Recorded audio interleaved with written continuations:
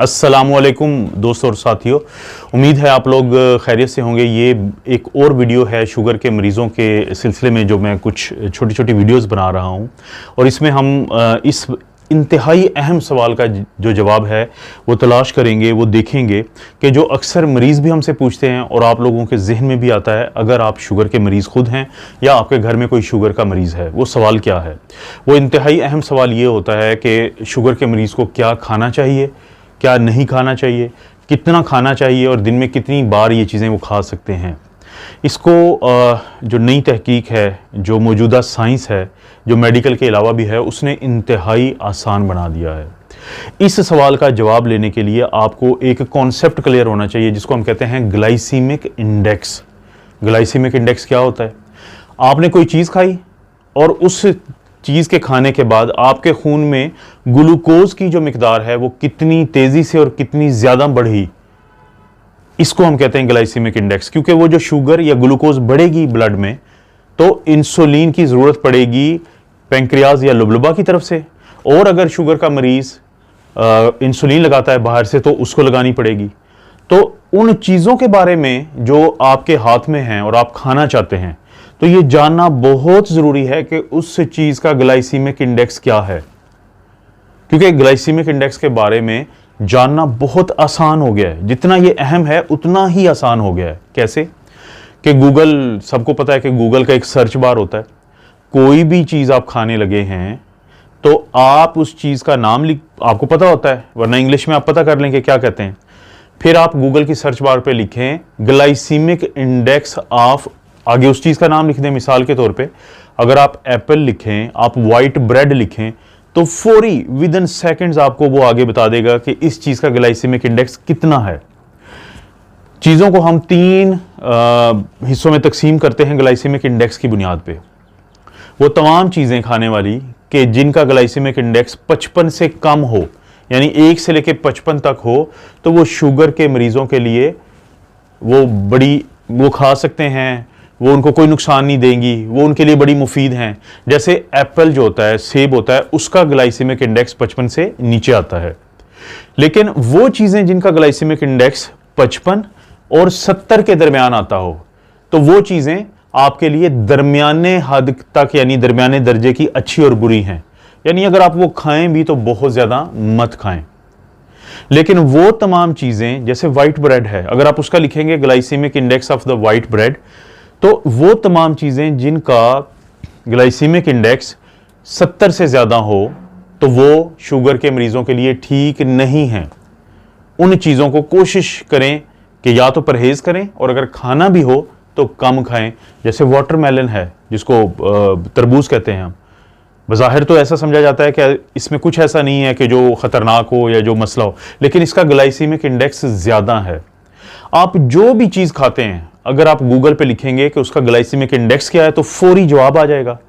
55 से कम है तो आपके लिए बहुत मुफीद है, 55 और 70 के दरमियान है तो दरमियाने दर्जे का फ़ायदा भी है और नुकसान भी है, और अगर वो चीज़ 70 से ज़्यादा उसका ग्लाइसीमिक इंडेक्स है तो वो आपके लिए ठीक नहीं है, वो आपके लिए ख़तरनाक है। तो ये आपने क्या खाना है और कितनी बार खाना है, तो बहुत ज़्यादा इन्हिसार है उसका ग्लाइसीमिक इंडेक्स पे। और इसके अलावा एक और जो मोटी चीज़ है वो ये है कि वो चीज़ें जिनमें फाइबर ज़्यादा होता है, क्योंकि फाइबर जो होता है वो जज़ब नहीं होता हमारे जिस्म में, बल्कि निकल जाता है, और वो शुगर का जो जज़ब होने का अमल है उसको भी वो काफ़ी देर करवाता है, उसको लेट करवा देता है। तो जिस चीज़ में फाइबर ज़्यादा होगा वो चीज़ आपके फ़ायदे की है, और जिसमें फाइबर कम होगा वो उतना ही आपको उसका नुकसान हो सकता है या फ़ायदा नहीं होगा। आप सेब खाते हैं, कोई भी चीज़ खाएं तो आप उसका फाइबर कंटेंट देख लिया करें, क्योंकि जितनी भी कार्बोहाइड्रेट होती है तो फाइबर को उसमें से माइनस करेंगे तो वो कार्बोहाइड्रेट है। तो जितना फाइबर होगा उतना ही कार्बोहाइड्रेट या ग्लूकोज या शुगर आपकी वो कम खा रहे होंगे आप। तो इसलिए चीज़ों को ज़रूर देखें हमेशा कि उसके ऊपर, जैसे सेब है उसमें फाइबर है, लेकिन जो वाइट ब्रेड है या जो वाटरमेलन है उसके अंदर फाइबर नहीं है। तो ये आपने जहन में रखना है। आमतौर पे जो शुगर के मरीज़ होते हैं उनकी कोशिश होती है कि 40 से 45% उनकी जो खुराक है वो कार्बोहाइड्रेट से आए, 25 से 35% जो है वो फैट्स खाते हैं, और 10 से 35% के दरमियान जो है वो प्रोटीन लेते हैं।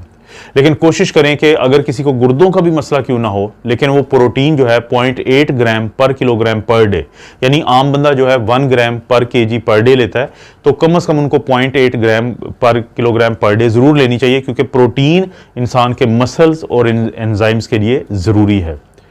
तो जितनी सादा जो शुगर होती है, चीनी होती है, उससे आप परहेज़ करेंगे उतना वो आपके लिए फ़ायदा है। जितनी फाइबर वाली चीज़ लेंगे उतना फ़ायदा है। ग्लाइसेमिक इंडेक्स के अलावा मैं बात कर रहा हूँ। बहुत सारे लोग एक और सवाल पूछते हैं कि जो आर्टिफिशियल स्वीटनर्स होते हैं, तो क्या वो लेने चाहिए या नहीं लेने चाहिए। ये जो आर्टिफिशियल स्वीटनर्स होते हैं, ये सैकरिन्स हैं, ये सेलुलेज हैं, और भी बहुत सारे ये 4-5 और इस्तेमाल होते हैं कि अपने खाने में या टेस्ट देने के लिए। तो ये मुफीद होते हैं, इनका नुकसान नहीं होता, क्योंकि ये आपको मिठास का एहसास भी देते हैं, लेकिन ये एब्जॉर्ब नहीं होते।